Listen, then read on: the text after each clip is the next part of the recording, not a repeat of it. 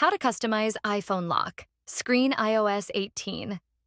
Today, I'll show you how to customize your iPhone lock screen using iOS 18. With all the new features Apple has introduced, it's easier than ever to make your lock screen both personal and functional.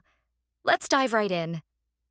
First things first, wake your iPhone by tapping the screen or pressing the side button. Now, press and hold on the lock screen. After a second or two, you'll see a Customize button pop up.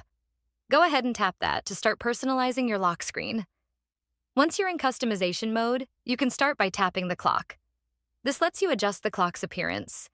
Choose from different styles to match your preferences and really make it your own.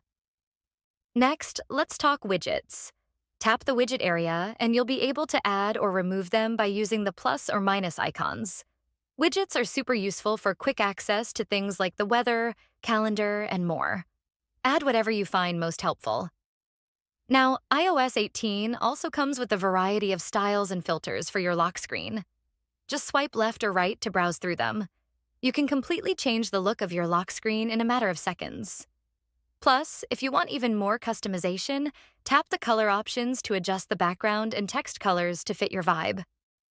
One of the most exciting features in iOS 18 is the ability to customize the lock screen buttons, like the camera and flashlight. You can now swap them out for other toggles or even assign them to open your favorite apps. Imagine having your most used app just a tap away right from the lock screen.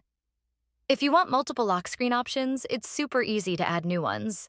Just tap the plus plus button and create different setups for different moods, events, or even times of the day. You can easily switch between them whenever you like.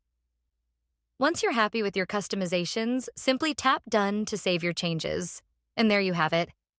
A fully personalized lock screen in iOS 18.